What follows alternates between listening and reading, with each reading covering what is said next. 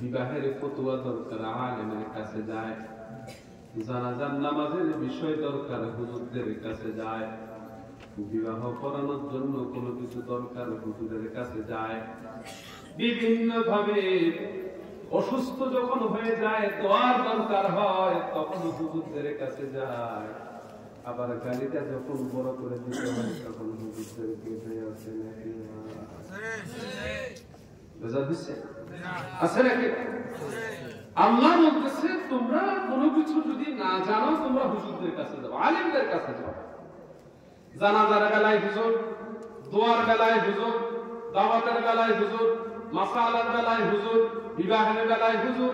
কোনো কিছু যদি নিজের দরকার হয়, প্রয়োজন হয়, দিনই কোনো বিষয় জানার দরকার হয় সেখানে হুজুর।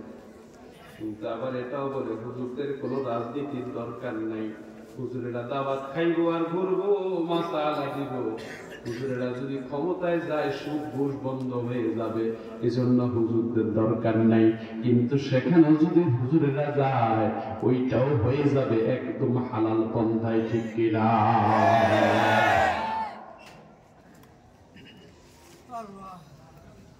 হুজুরদের দরকার, হুজুরদের কি দরকার?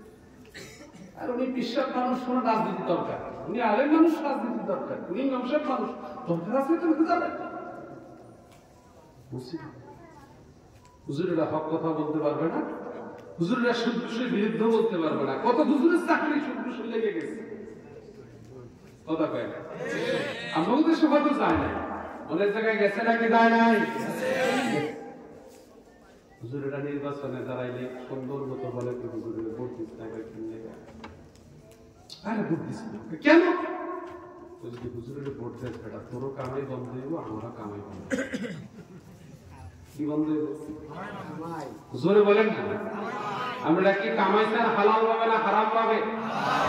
জোরে বলেন না। কিভাবে চান? এক লোকমা হারাম খাবার খাইলে 40 বছরের ইবাদত নষ্ট হয়ে যায়।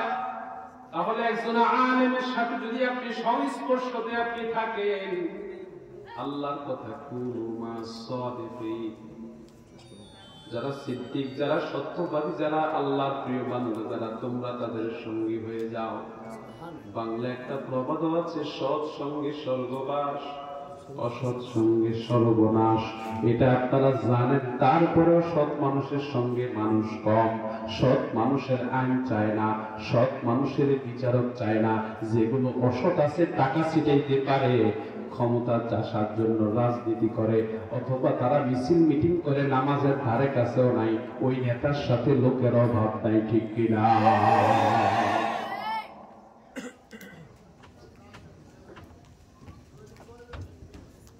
আল্লাহর কথার বিপরীত যখন কোন বান্দা চলে তখন তার জন্য রহমত না গজব? জোরে বলেন। আল্লাহর কথা মান্য করে যদি কেউ না চলে তার জন্য রহমত না গজব? আল্লাহ বলতেছে আলেমের কাছে যাও, আর আলেমের কাছে যায় না, মাতাব্বরের কাছে যায়। মাতাব্বর সাহেব বিবাহ তো করে গেছিলাম, তখন তো করাইছিলেন, কিন্তু ভুলে শুলে তুই রাগটা ঘুরে তালাক দিয়ে দিচ্ছে, এখন ঠিকটা চিন্তা করিস। কি চিন্তা? চিন্তা করবি কি? 5,000 টাকা, 5,000 টাকা নয়, সুন্দর মতো হুজুর হুজুর, জি জি জি, মাতাব্বর সাহেব বলেন হুজুর কথা শুনবেন না, আপনার এই একটা অবস্থা, আপনারা কথা বললে কথা শুনতে চান আছে নি? হুজুর কথা শুনবেন না, এত করে সম্মান করি, আপনাকে ভালো লাগে না? কি করতে হুজুর চান আমাদের 1,000 টাকা হাদিয়া দিয়ে দিব, রাত্রে গোপনে যে বিবাহটা পড়াই দিব, তবা টবা পড়াই, একটু ভুল করছে আর কি, হুজুর আর সামনে করতো না, এবারের জন্য তারা ঠিক করে দেন। হয়তো মাঝি গেছে নাই, অনেক জায়গায় আছে নাকি না? আল্লাহ রাব্বুল ইজ্জাতের পক্ষ থেকে আলেমদের মর্যাদার ব্যাপারে আল্লাহ তাআলা যা বলেছেন, তোমরা কিছু জানতে চাও আলেমদের কাছে যাও, জ্ঞানীদের কাছে যাও। এখন হুজুরের কাছে ভয় চায় না, হুজুর যদি তালাকের ফতোয়াটা দিয়ে দেয়। গত কয়েকদিন আগে আমাদের এলাকার বেতনে গ্রাম থেকে এক যুবক গেছে বিয়ার ফতোয়ার জন্য আমার কাছে। সমস্যা হয়েছে, রাগ করে তালাক দিয়ে দিছে। কাবির নামায় সান দিয়া টাকা টোকা মোহরানার টাকা টোকা যা আছে সব দিয়ে দিচ্ছে, কিন্তু এখন আবার মনে মনে দুইজন মিল হয়েছে, একসাথে হইতে চাই, কি করা যায়। আমি বললাম যে ভাই আমি তো ছোটখাটো মানুষ, এত ফতুয়া দেওয়ার যোগ্যতা আমার নাই। আপনারা নিশ্চন্তিপুর হেড মহাদ্দেশ সাহেব আমার অত্যন্ত প্রিয় মানুষ, ওনার কাছে আগে মামা আবুল খায়ের সাহেবের কাছে পাঠাইতাম নাম্বার।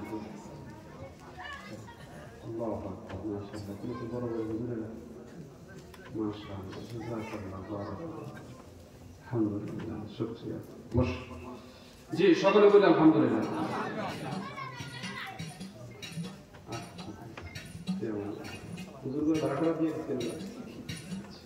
হুজুরের করে সম্মান বেশি করা উচিত নাকি বলে? হুজুরের করে সম্মান যত বেশি করবেন, এই চান্দিনা থানায় বাড়ি, বগুড়া থানায় বাড়ি, হুজুরের আসছে আলহামদুলিল্লাহ। গতকাল ওই এলাকায় মাহফিল ছিল, হাদিয়া কম দেয় আলহামদুলিল্লাহ, মোটামুটি সব মিলে কালকে একদিনে হাদিয়া মোটামুটি ভালোই হয়েছে হুজুর। আর বললাম গেছে গা কালকে একদিনে হাদিয়া দিচ্ছে আমরা 35,000, খারাপ দেয় ভালোই। এগুলো করে দুশ্মন ভালো করে দিয়ে হুজুর এখন চাইছে, বুঝছো? হুজুর করে ঠিক করে কইল হ্যাঁ বেজার হয়েছে আপনারা কি কলিকে আপনারা নিয়ে যাবেন নাকি বলেন? আমরা চুক্তি মুক্তি করি না, তারপরে আমরা ঠগাই না। আবার কোনো কোনো মাহফিলে তারা 20,000 টাকা হাদিয়া দেয়, মাহফিলের অবস্থা খারাপ দেখলে, যে মাহফিলের অবস্থা খুব খারাপ, ধরুন গাড়ি ঘরটা দেখতে বাকিটা ফেরত দিয়ে আসে, এটাও আমাদের ইনশাআল্লাহ অবস্থা আছে, এই রেকর্ড আমাদের আছে ইনশাআল্লাহ। আল্লাহ তার মাফ করুন, আল্লাহ আমাদেরকে তার দিনের জন্য কবুল করুক, সকলে বলি আমিন। জোরে বলি আল্লাহুম্মা আমিন। তাহলে কোনো কিছু জানার জন্য আল্লাহ কাদের কাছে যাইতে বলছে? জোরে বলেন কাদের কাছে? আমার কাছে আসছি বিবাহের ফতোয়ার জন্য। আমি নিশ্চিন্তপুর কামিল মাদ্রাসার হেড মুহাদ্দিস জনাব মাওলানা মুহতারাম মুকাররম নুরুজ্জামান সাহেব হুজুরের কাছে পাঠিয়ে দিছি ফতোয়ার জন্য। এখন ফতোয়া হুজুর এখনো দেয় নাই আমার কাছে, বারবার তো হুজুরের যদি একটু বলে দিতেন, হুজুরের যদি একটু কি বলতাম, হুজুরকে কি বলতাম?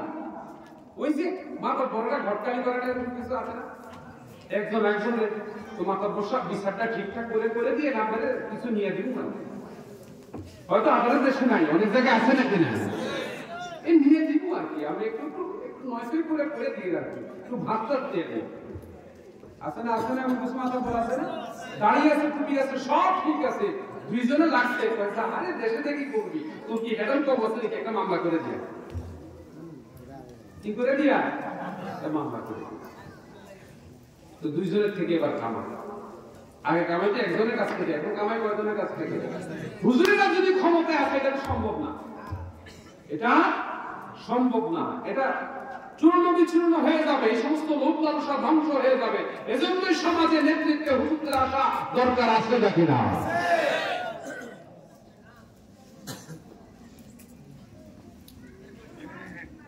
আল্লাহ রাব্বুল ইজ্জাতের ঘোষণা, তোমরা হুজুরদের কাছে যাও, আলেমদের কাছে যাও, কিন্তু আমরা করি উল্টাটা, আমরা আলেমদের কাছে যাই না, আমরা যাই ভিন্ন শ্রেণীর মানুষগুলোর কাছে।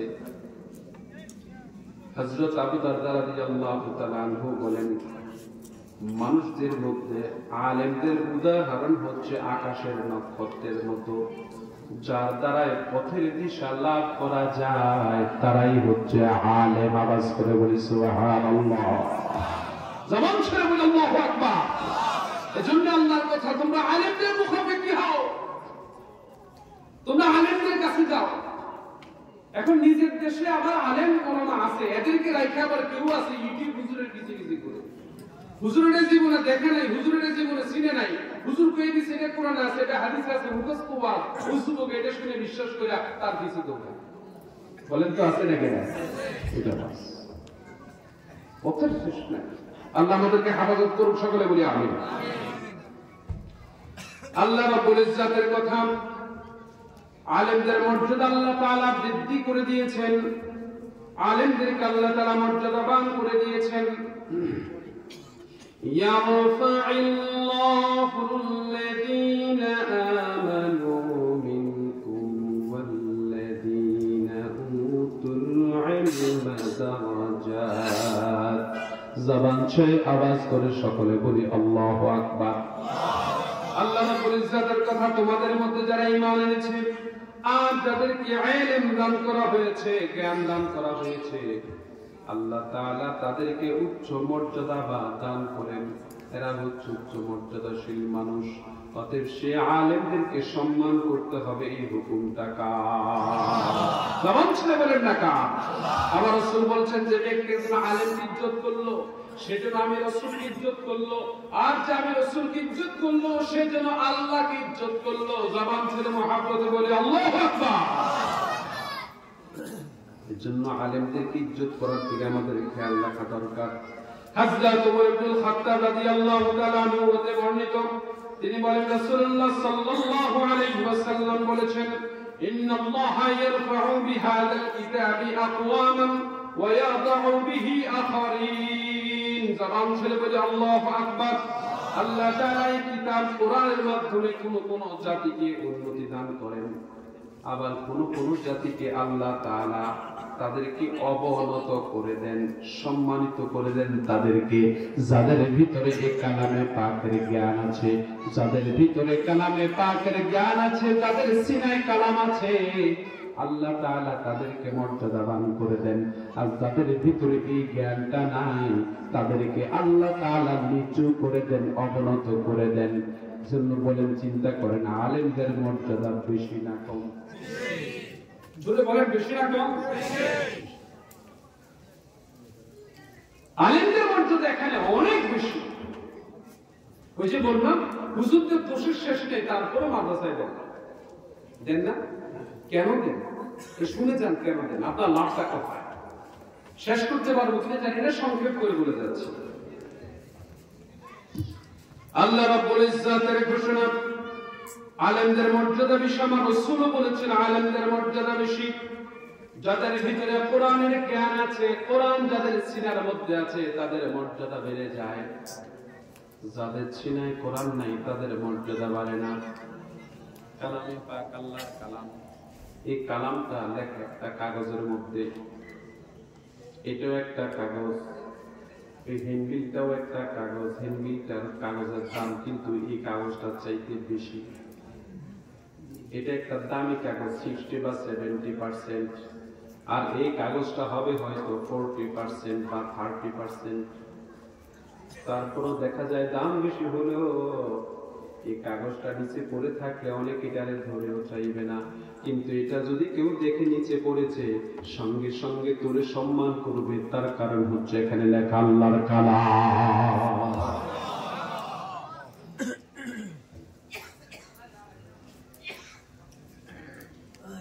এখানে লেখা আল্লাহর কালামের জন্য এটা মর্যাদা বেশি। এবার আপনি যদি রেহালটার কথা নেন, এই রেহালটা কি কাঠের হবে? আম কাঠের অথবা অন্য কোনো কাঠের হবে, কিন্তু সেগুন কাঠের হবে না। এই সোফাটা অনেক দামি কাঠের, এই কাঠটার দাম অনেক বেশি সেটার থেকেও, কিন্তু এই রেহালটার ভিতরে কার কালাম থাকে? কার বাণী রাখা হয়? আল্লাহর বাণী, আল্লাহর কালামটা রেহালে রাখা হয়। দেখবেন যখন এই রেহালটার মধ্যে আপনার পা লাগে, পা লাগার সঙ্গে সঙ্গে রেহালটাকে সালাম করে, চুমু খায়, আদর করে, মায়া করে। এটাকে অসম্মান করতে চায় না, সম্মান করে। কারণ একটা কালামে পাক এটার মধ্যে লেখা নাই, কিন্তু এটার মধ্যে কালামে পাক রেখে পড়া হয়। সেজন্য আল্লাহ তাআলা এই রেহালটার মর্যাদা বাড়িয়ে দিয়েছেন। যদি বলি সুবহানাল্লাহ, আওয়াজ করে বলুন আল্লাহু আকবার। টেবিলের উপরে কাপড়টার দাম বেশি না কম? এটা অনেক বেশি দামের, কিন্তু কালামে পাকের গিলাফ যেটা আছে, সেই গিলাফটার দাম খুব বেশি না। কিন্তু সেই গিলাফটাও যখন পায়ের সাথে লাগে অথবা কোনো কারণে নিচে পড়ে যায়, এটারে হাতে নিয়ে চুমু দেয়, আদর করে, বুকে জড়ায় ধরে, কালামে পাকটারও বুকে জড়ায় ধরে। যত কষ্ট আপনার ভিতরে আছে, যদি আপনি কালামে পাকটাকে একটা মিনিট আপনি জড়ায় ধরে রাখেন, আপনি নিশ্চিত থাকেন আপনার ভিতরে সব কষ্ট মুহূর্তের মধ্যে নিঃশেষ হয়ে যাবে। শুধু কারণ একটাই, কালামে পাক। তাহলে কালামে পাকের কারণে কাগজের দাম বেড়েছে, কালামে পাকের কারণে রেহানের দাম বেড়েছে, কালামে পাকের কারণে গিলাপের দাম বেড়েছে। এজন্য কালামে পাক যার মধ্যে আছে, হযরত ওমর বলেন রাসূল থেকে আমার রাসূল বলেছেন, যার সিনার মধ্যে কালামে পাক আছে, আল্লাহর কালাম আছে, আল্লাহ তাআলা তার মর্যাদা বৃদ্ধি করে দেন। জোরে বলি সুবহানাল্লাহ। জবান ছেড়ে বলেন আল্লাহ।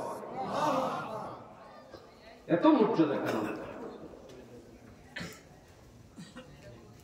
কেন দেন মাদ্রাসা?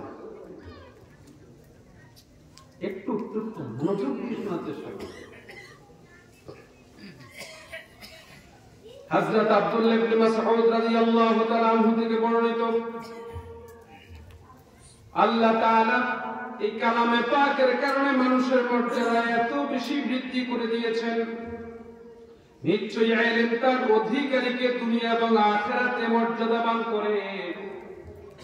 যার রাজত্ব সম্পদ বা অন্য কিছু করতে পারে না। আমি সংক্ষেপ করছি, ইলম অর্জন যে বান্দা করেছে, কালামে পাকের জ্ঞানটা যে বান্দা অর্জন করেছে, তারে আল্লাহ দুনিয়াতে এবং আখিরাতে মর্যাদাবান করে দেয়। আমার রাসূল বলেন, এই কালামে পাকটা ইলম অর্জন করেছে যে ইলম, আল ইলমু নূরুন, ইলম হচ্ছে নূর। এই কিতাবটাও একটা নূর। আমার রাসূলও এমনি ছিলেন নূর। জবান ছেড়ে বলে আল্লাহু আকবার। আমার রাসূল মানুষের কাছে হেদায়েতের আলোকবর্তিকা। কালামে পাকের মাধ্যমে হেদায়েত, আলেমদের মাধ্যমে হেদায়েত। তাহলে এটাকে আলো না অন্ধকার? জোরে বলেন, আলো না অন্ধকার? এটা আলো, এমন আলো যে আলোর কাছে আসলে সকল আধার দূরীভূত হয়ে যায়, যে আলোর কাছে আসলে মানুষ আধারকে ভুলে যায়। মানুষ ভিন্ন পথে থাকা মানুষগুলো, অন্যায় পথে থাকা মানুষগুলো আলোর পথে যখন আসে, তখন সে একজন পরিচ্ছন্ন, পরিপাটি, পরিশুদ্ধ, মর্যাদাবান মানুষ হয়ে যায়। রাসূল বলেছেন, এই কালামে পাকটা হাসরের ময়দানে আপনার জন্য সুপারিশকারী হবে। কি হবে? সুপারিশকারী হবে। সুপারিশকারী কেন মাদ্রাসায় দিবেন? বুঝতেছেন তো কেন মাদ্রাসায় দিবেন? যুদ্ধের সম্মান কম তো, খুব কম যুদ্ধের সম্মান। হুজুরেরা আলুবত্তা ডাল দিয়ে খানা খেতে চায়, আর আপনারা গেলে খুব ভালো ভালো খানা না করলে আপনারা বদনাম করেন অনেকেই, সবাই না। ঠিক কিনা বলুন? বেশিরভাগ হুজুরেরা এত ভালো ভালো খায় দাওয়াতে গেলে, নাকি হুজুর? এত ভালো ভালো খায় আলুবত্তা ডাল দিয়ে। আমারই কবিও আমার একটু দাওয়াত দেয়, ভাই আলুবত্তা ডাল দিলে বেশি খুশি। আল্লাহ মাফ করুন। সন্ধ্যা থেকে আসছি গত বুধবার সকালবেলা, তো আলহামদুলিল্লাহ বৃহস্পতিবার রোজা ছিলাম, শুক্রবার রোজা ছিলাম। তো যখন ইফতার করবো, ইফতারে খেজুর খাইছি আর ভাত খাইছি। তো বলে দিলাম খাবার কি হবে, আমার খাবার হবে আলু ভর্তার ডাল। ওইটা কেমন কথা? বরুড়া থানায় আমার খান কাছে, সেখানে ইফতার করছি শুক্রবার। ঠিক আছে, আলু ভর্তা ডাল। মানুষ কি মনে করবো? কিছু মনে করার নাই। খাইতে খাইতে এখন আর ভালো খানা খাইতে মন চায় না। আমরা মনে করেন বুঝতো মাছ দামি খাবার, এই দামি খাবার এখন আর ঢুকতে ভালো লাগে না। এখন আলু ভর্তা ডাল জিনিসই বেশি ভালো লাগে। হোস্টেলে খাইছি তো, হোস্টেলে আলু ভর্তা ডাল খাইছি, ঢাকা ইউনিভার্সিটিতে আলু ভর্তা ডাল খাইছি, ঢাকা আলিয়াতে আলু ভর্তা ডাল খাইছি। তো ওই আলু ভর্তা ডালের যে খেয়াল যায়, এটা এখনো ভিতরে যায় না, এটা এখনো ভিতরে আসে। বোর্ডিং এর আলু ভর্তা ডালের মজার মতো মজা আর কোথাও নাই। এজন্য মাদ্রাসায় দিতে, ঢাকা দারুল নাজাত মাদ্রাসার বাচ্চারা মাঝে মধ্যে যখন যাওয়া হয় দেখি মেসোয়াক, পাগড়ি। সারসিনা মাদ্রাসায় যখন যাই দেখি মেসোয়াক, পাগড়ি, এক ব্যতিক্রম অবস্থা। বাহিরে যেমন সুন্নাত, ভিতরে তার ভিতরে সুন্নাত, এক প্রতিচ্ছবি ফুটে ওঠে। বাংলাদেশের প্রত্যেকটা মাদ্রাসায় এমন হওয়া উচিত কিনা বলেন? এমন হওয়া উচিত। কোন কোন মাদ্রাসায় আছে ছাত্ররা পাকড় নিচেও পায়জামা পরে, হুজুরেরা কিছু বলে না। দাড়িটাও ঠিক মতো রাখে না, হুজুরেরা কিছু বলে না। আছে নাকি?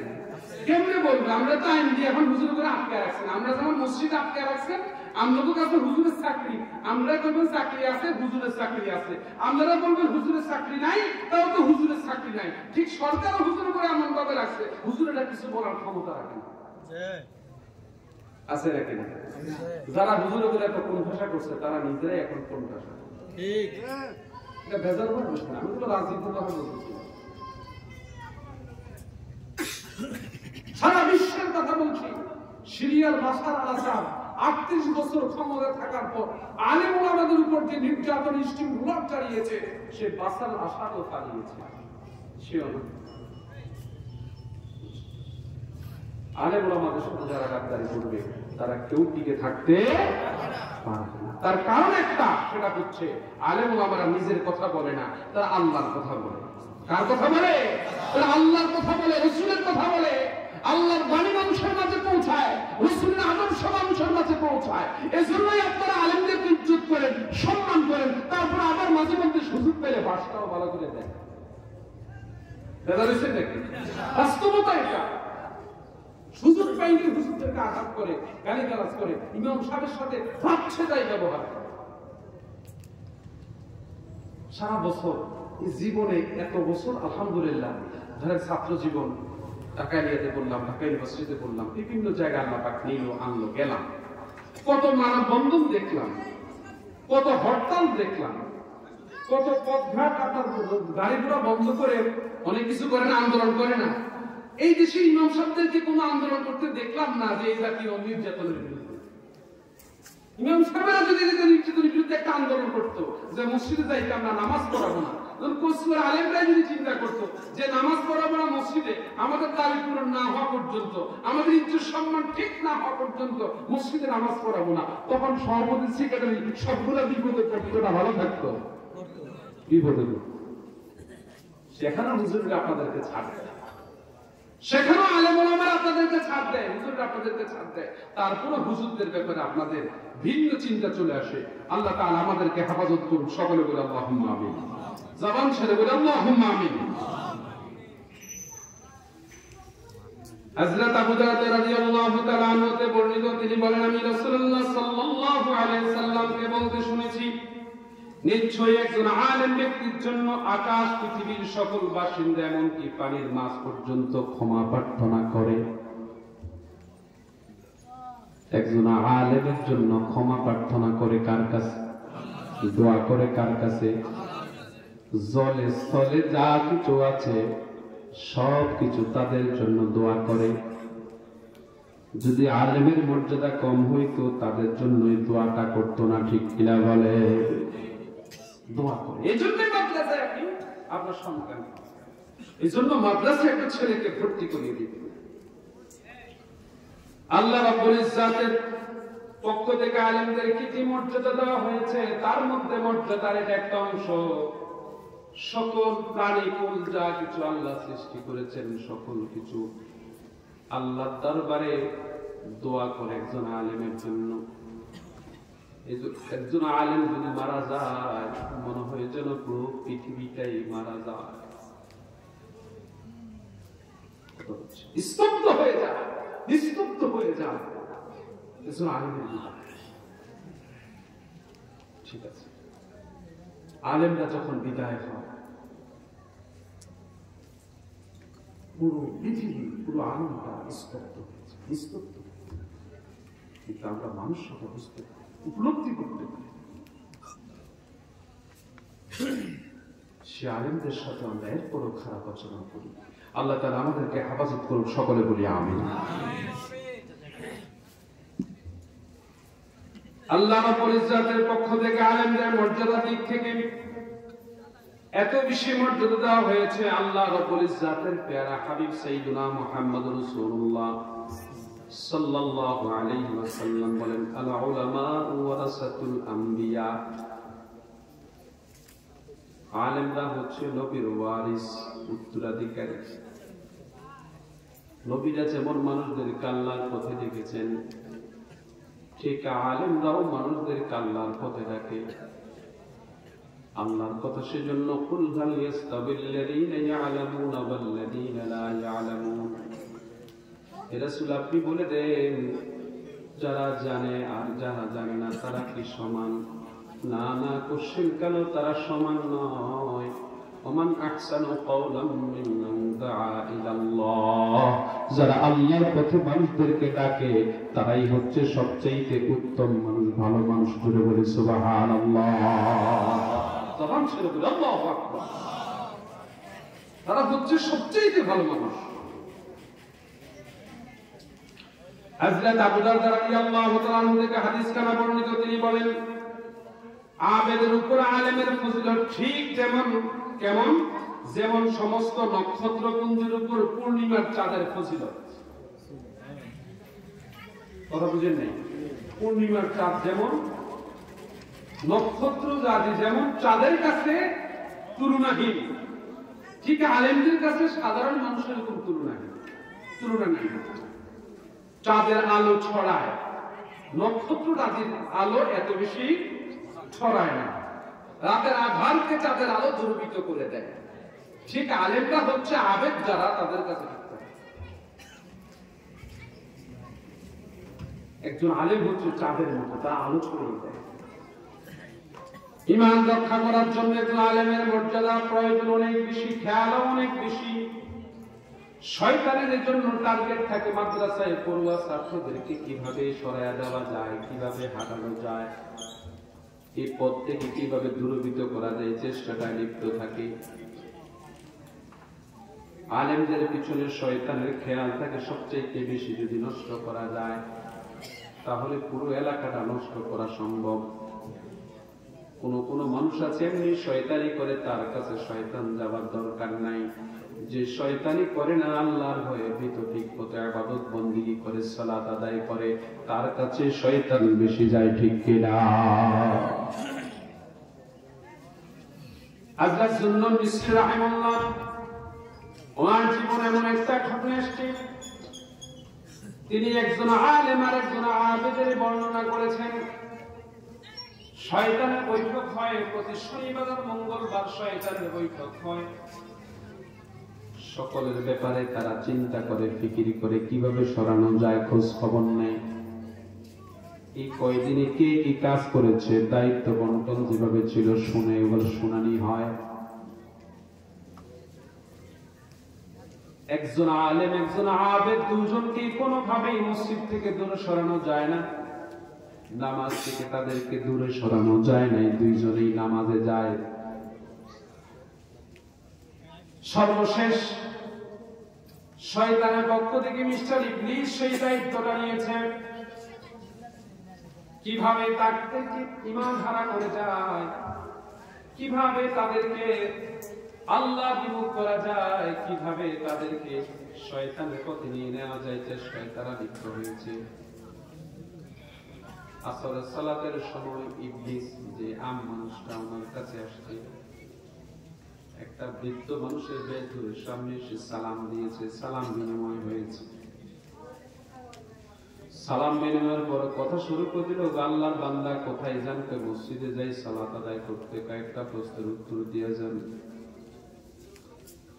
তো বলেন তো শুনি, প্রশ্নটা কি বলেন তো? আল্লাহ তাআলা আসমান জমিন গ্রহ নক্ষত্র যা কিছু আছে সকল কিছু আল্লাহ ছোট্ট একটা ডিমের ভিতরে নিতে পারবে কিনা? সে আম মানুষটা আবেদ মানুষ, আলেম না, আলেম না, ইলমের মর্যাদা সে বুঝে নাই, কিন্তু সে আবেদ, ইবাদত করে। তিনি বলে ফেললেন অবশ্যই পারবে। আল্লাহর ক্ষমতা তো বিশাল, অসীম ক্ষমতার মালিক কে? আল্লাহ। জোরে বলেন না কে? আল্লাহ। আমার আল্লাহ হচ্ছেন সব ক্ষমতার মালিক, আল্লাহ হচ্ছেন ক্ষমতার উৎস।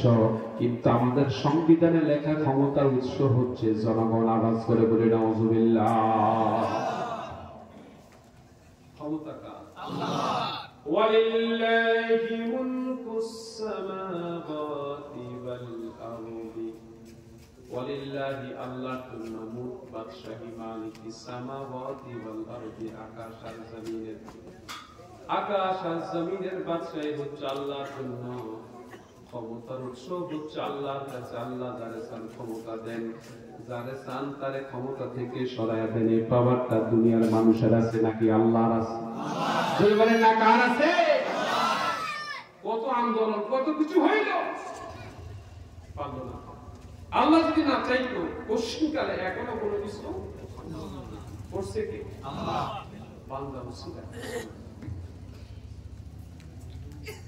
আল্লাহকে বাদ দিয়ে বান্দা ক্ষমতার চিন্তা করে। জনগণ হচ্ছে ক্ষমতার সেই চিন্তা করে, জন্য গণতন্ত্র দিয়ে দিন কায়েম করা কঠিন। প্রচলিত গণতন্ত্র ইসলামে এটা হারাম। এই গণতন্ত্র দিয়ে দিন করা যাবে না। খেলাফত পদ্ধতিতে দিন কায়েমের চেষ্টা আমাদেরকে আসা দরকার। এদিকে যদি আমরা আসি, জিহাদ হবে জিহাদ, জীবন যাবে জীবন। আফগানিস্তানে যেটা হয়েছে সেটাই আমাদের জন্য উচিত। যে যেভাবে নিবে বর্তমান যাবে, জীবন যাবে, আর থাকবে যা হয় হবে। গণতন্ত্রের গোলামি করে পশ্চিমকালে আমাদের দিন প্রতিষ্ঠা করা সম্ভব নয়, অসম্ভব। আল্লাহ তাআলা আমাদের সকলকে বুঝার তৌফিক দিন। সকলে বলি আল্লাহুম্মা আমিন। বিক্ষিপ্ত আমরা, এক একজন এক এক দিকে, এক এক হুজুর এক এক মতে, কিন্তু আমার রাসূল যে পদ্ধতিতে দিন কায়েম করেছেন, আবু বকর, ওমর, ওসমান, আলী, ওনারা যেরকম ভাবে ছিলেন, ওই পদ্ধতি যতক্ষণ পর্যন্ত আলেমদের ভিতরে তৈরি হবে না, ততক্ষণ পর্যন্ত একমতে দিন প্রতিষ্ঠা করা কঠিন হবে। সেই পথে আমাদের আসা দরকার। আল্লাহ তাআলা আমাদেরকে সেই পথে কবুল করুন। সকলে বলি আমিন। জোরে বলি আল্লাহুম্মা আমিন। হযরত সুন্নান মিসরি বলেন, শাহাদাতের কাছে এসে বলতেছে, আল্লাহ তাআলা গ্রহ নক্ষত্র আকাশ জমিন এত বড় বড় কিছু কেমনে ছোট্ট ডিমের মধ্যে ঢুকাবে? মানুষটা বলছে ঢুকাতে পারবে, তো কেমনে ঢুকাবে? এই ডিমটারে বড় করতে হবে, না হয় এগুলোরে ছোট করতে হবে। নাউজুবিল্লাহ বলবেন না। এটা শয়তানের একটা চক্রান্ত। আল্লাহর কোন কাজের ব্যাপারে যখন মনের ভিতরে কোনো সন্দেহ তৈরি হয়ে যায়, তখন তার ঈমানে আঘাত আসে, তার আমলে আর কোনো কাজ হয় না। সেই মানুষটার জবাব দিতে পারে না। তাই তো ঠিক, এত বড় বড় কিছু আল্লাহ কেমনে ছোট্ট একটা ডিমের মধ্যে নিবে? কেমনে একটা ছোট্ট ডিমের ভিতরে আল্লাহ এত কিছু ঢুকাবে? এটা কেমনে সম্ভব? মনের ভিতরে আল্লাহর ব্যাপারে সন্দেহ আসছে। যত ইবাদত করে আর কোনো কাজ হবে না।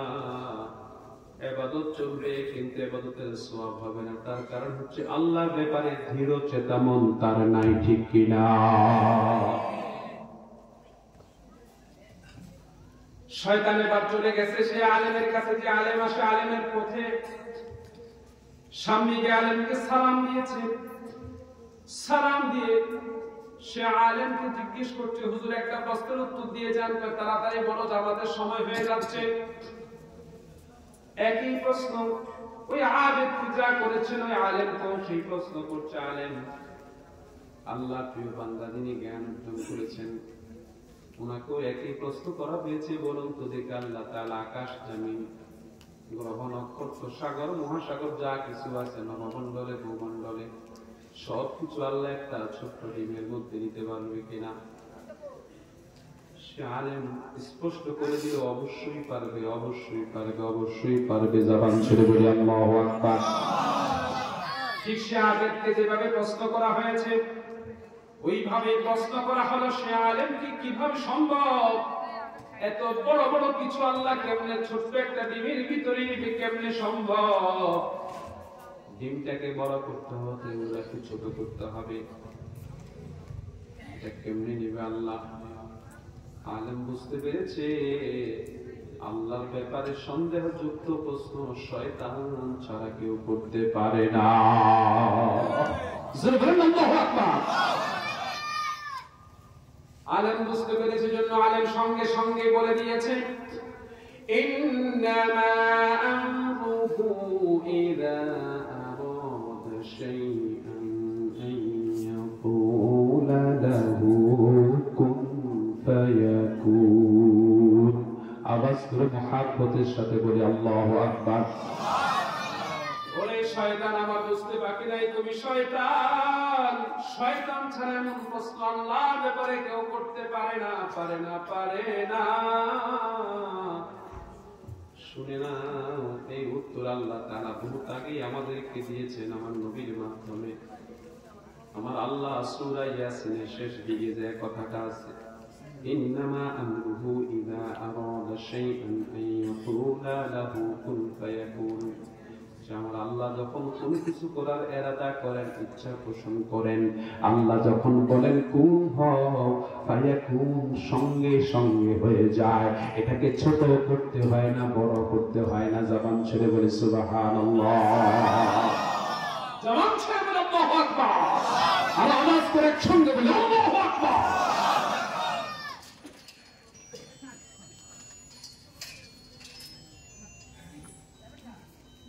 সে আবেগ উত্তর দিতে না পেরে ঈমান হারা হয়ে গেছে। ইবাদত করতেছে কোনো ফায়দা নাই, মাফি ফায়দা, কোনো ফায়দা নেই। আর আলেম সব বুঝে শুনে ইবাদত করার কারণে তার ফায়দা বেশি হলো না কম হলো? ঈমান বাড়ছে না, ঈমান শেষ হয়ে গেছে। এজন্য আল্লাহ বলেন আলেমরা আল্লাহকে সর্বাধিক বেশি ভয় করে। ইন্নামা ইয়াখশাল্লাহা মিন ইবাদিহিল উলামা। আল্লাহর বান্দাদের মধ্যে কেবল আলেমরাই আল্লাহকে সবচেয়ে বেশি ভয় করে। অতএব আপনি যদি আপনার সন্তানটাকে আলেম বানান, যদি আপনি আপনার সন্তানটাকে, সেই সন্তানটাও আপনার জন্য আল্লাহর দরবারে একজন সুপারিশকারী হবে। আওয়াজ করে বলে সুবহানাল্লাহ। শুধু ইলম অর্জন করার কারণে না, রাসূল আরবী যে ব্যক্তি ইলম অর্জন করে, যে ব্যক্তি কোরআনের জ্ঞান শিক্ষা করে, কোরআন অন্তরে ধারণ করে এবং তদনুযায়ী চলাফেরা করে, আমল করে, আমার রাসূল বলেন হাসরের ময়দানে সে আলেমের বাবা মা মাথায় থাকবে নূরের মুকুট। তাদেরকে এত লম্বা রাখা হবে, সকল মানুষ দেখে জিজ্ঞেস করবে আল্লাহ এই মানুষরা কারা, এই মানুষরা কারা, এদের এত মর্যাদা কেন আজকে? আল্লাহ তাআলা সেই মানুষ যারা তাদের সন্তানকে কোরআনে হাফেজ বানিয়েছে, আলেম বানিয়েছে, তাদের মা বাবার মর্যাদা আমি আল্লাহ আজকে এত বেশি করে দিয়েছি। যদি বলি সুবহানাল্লাহ, জবান ছেড়ে বলে আল্লাহু আকবার। অতএব আলেমদের ব্যাপারে যে কথা এসেছে আপনাদেরকে আর বেশি কষ্ট দিতে হবে। অনুরোধ করবো, আপনি যদি আলেম হন তাহলে ওই ঈমান বাঁচানো সম্ভব, শয়তান থেকে রক্ষা পাওয়া সম্ভব, ধোঁকা থেকে বাঁচা সম্ভব। যদি আলেম আপনি না হন, আলেম তৈরি না করেন, আলেমের কাছে না যান, আপনাকে সে ধোঁকায় করতে হবে, নষ্ট হয়ে যেতে হবে। ঠিক কিনা বলেন? তাহলে আলেম হওয়ার দরকার আছে নাকি নাই? সন্তানকে আলেম বানানোর দরকার আছে নাকি নাই? যদি বলেন দরকার আছে নাকি নাই? আলেমদের কাছে সমাজ আসার দরকার আছে নাকি নাই? আপনাদেরকে আলোচনার ভিতরে যতটুকু জানিয়েছি, আলেম ছাড়া বিকল্প নাই। এজন্য টাকা খায়া ভোট দিয়েন না, টাকা খায়া ভোট দিয়েন না। টাকা খায়া ভোট দিবেন, জাহান্নাম কিনবেন। কোন আলেমও যদি আপনারা ভোটের জন্য টাকা দেয়, সে আলেমকেও ভোট দিবেন না। আপনি টাকা ছাড়া যদি ভোট দেন, দিবেন যে ভালো মানুষ, দিনদার মানুষ, আলেম মানুষ, মুত্তাকি যাকে বলা হবে, আল্লাহ ভীতি যার ভিতরে আছে মনে হবে, সেই মানুষটাকে আপনি ভোট দিবেন। খেয়াল রাখবেন তো। আল্লাহ আমাদের কবুল করুন, সকলে বলি আমিন।